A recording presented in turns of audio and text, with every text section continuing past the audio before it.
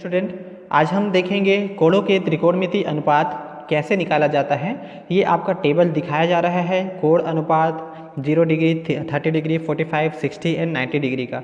तो इससे संबंधित आपके जो त्रिकोणमिति के जो आपका फार्मूले हैं साइन, कॉस, टेन, कॉट, सेक, कोसेक, इन सभी का मान हम कैसे निकाल सकते हैं बहुत ही आसानी से, वो हम यहाँ पर देखेंगे, क्योंकि उसे आप याद भी बहुत अच्छे से रख पाएंगे। तो चलिए देखते हैं इसको हम कैसे डेवलप करते हैं। तो हमने यहाँ पर एक टेबल बना लिया है कोणों के त्रिकोणमिति अनुपात के लिए, और उस टेबल में हमने ले लिया है सभी, जैसे कि कोण अनुपात। तो कोण अनुपात ये आपका कोण अनुपात होगा, और नीचे आपका जो भी त्रिकोणमिति आपका दिया गया है वो है। तो हम इन सभी के लिए आपका मान निकालेंगे। तो चलिए सबसे पहले देखते हैं 0, 30 और 45, 60, 90 के लिए हम साइन के लिए कैसे मान निकालेंगे। सबसे पहले साइन का मान, तो चलिए सबसे पहले हम लेंगे, यहाँ से स्टार्ट करेंगे। हम इसको बनाने के लिए ले लेते हैं, सबसे पहले तो नंबरिंग कर लेंगे 0, 1, 2, 3, 4। ये हमने सबसे पहले नंबर किया।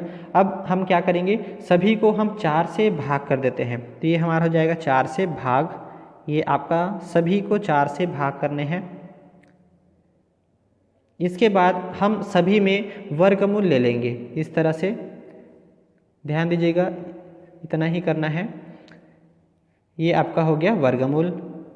अब हम यहाँ पर देखते हैं, इनको थोड़ा सा सॉल्व कर लेते हैं। अब देखिए, अगर हम शून्य को किसी भी संख्या से भाग देते हैं तो हमें क्या प्राप्त होगा, तो हमें प्राप्त होता है 0। तो हम यहाँ पर लिखेंगे 0। फिर देखिए यहाँ पर कोई भी संख्या आपका, जैसे कि 1/4 है, जिसको वर्गमूल से जो बाहर निकलता है वो हम बाहर निकालेंगे। तो 1 को वर्गमूल से बाहर निकाल सकते हैं, क्योंकि 1 को हम जितने बार भी गुणा करें 1 ही आता है। फिर नीचे दिया क्या है 4 को भी वर्गमूल से हम बाहर निकाल सकते हैं, क्योंकि इसका वर्गमूल होता है 2। तो ये 1/2 हो गया। फिर आते हैं नेक्स्ट है 45 अंश के लिए। देखिए 2 एकम और 2 दूनी, यानी कि कितना आ रहा है, 1/2 आ रहा है। तो देखिए 1 को तो हम बाहर निकाल सकते हैं, लेकिन 2 जो है इसका कोई वर्गमूल नहीं रहता है, इसलिए आपको वर्गमूल में ही लिखना है 2 को। तो 1/2 हो गया। इसी तरह कर्णी 3/4 भाग नहीं जाता है एक दूसरे से, इसलिए कर्णी 3 यहाँ पर रहेगा, चूँकि 3 का कोई वर्गमूल नहीं निकलता है।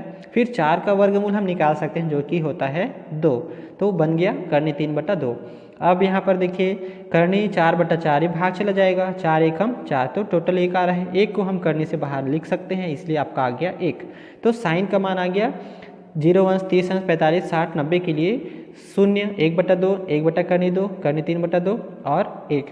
अब देखिए कॉस के लिए कैसे निकालेंगे, तो बहुत ही आसान है। जब हम इसको बना लिए तो बाकी सभी हम आसानी से बना सकते हैं। चलिए, तो कॉस के लिए होगा, इन सभी मानों को उल्टे क्रम में हम कॉस के लिए जमा लेते हैं। जैसे कि 1 है तो इसको हम लिख लेंगे यहाँ। फिर आता है कर्णी 3/2, तो यहाँ लिखेंगे कर्णी 3/2। फिर आता है 1/2, तो इसी क्रम में लिखते चलेंगे। फिर नेक्स्ट आ गया 1/2, तो यहाँ पर आ गया। फिर नेक्स्ट आ गया 0, तो यहाँ पर आ गया। इस तरह हम क्या करेंगे, इनके क्रम को उलटकर कॉस के लिए लिख देंगे। अब टेन के लिए, तो टेन का मान हमें पता है, टेन थीटा बराबर क्या होता है, तो हमें पता है टेन का मान होता है sin/cos थीटा। तो हम sin/cos, यानी कि साइन को जो भी मान रहेगा उसका कॉस के साथ भाग करेंगे। तो 0/1 करने से क्या होगा, तो 0 ही प्राप्त होगा। फिर आते हैं 1/2 का हम लोग कर्णी 3/2 से भाग करेंगे, तो यहाँ पर जो कर्णी आपका जो 2 है वो 2 के साथ तो कट गया, इसलिए बचा ऊपर 1 और नीचे बच गया कर्णी 3, इसलिए 1/3। इसी तरह 1/2, 1/2 दोनों सेम है, दोनों को भाग करेंगे तो एक बार में आपका भाग चला जाएगा, इसलिए आपका आ गया 1। फिर नेक्स्ट है कर्णी 3/2 और 1/2। जब इसको हम लोग क्या करेंगे, भाग करेंगे, तो नीचे तो आपका 2 कट गया, इसलिए बचा कर्णी 3/1, और कर्णी 3/1 को हम खाली कर्णी 3 लिख सकते हैं। फिर आते हैं 1/0।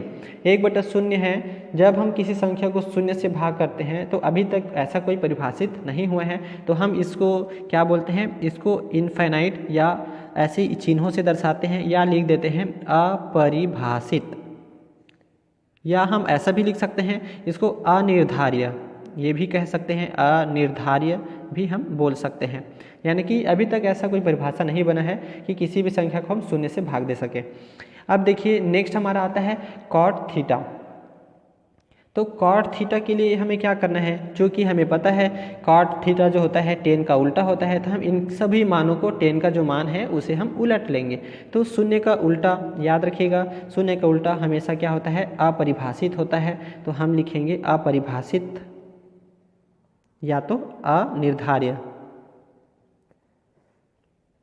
फिर देखिए दूसरा आपका 30 अंश के लिए है 1/3, इसको उल्टा करेंगे तो हो जाता है कर्णी 3/1, और बटा 1 को लिखने की आवश्यकता नहीं है, इसलिए कर्णी 3 हो जाएगा। फिर यहाँ पर 1 का उल्टा हमेशा 1 ही होगा।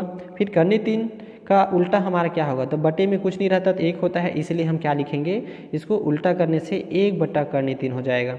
फिर देखिए आपका अपरिभाषित, तो जैसे कि हम लोग इसको शून्य का उल्टा अपरिभाषित, तो अपरिभाषित का उल्टा भी क्या होगा, शून्य होगा, तो ये हमारा हो जाता है शून्य। फिर आते हैं सेक थीटा।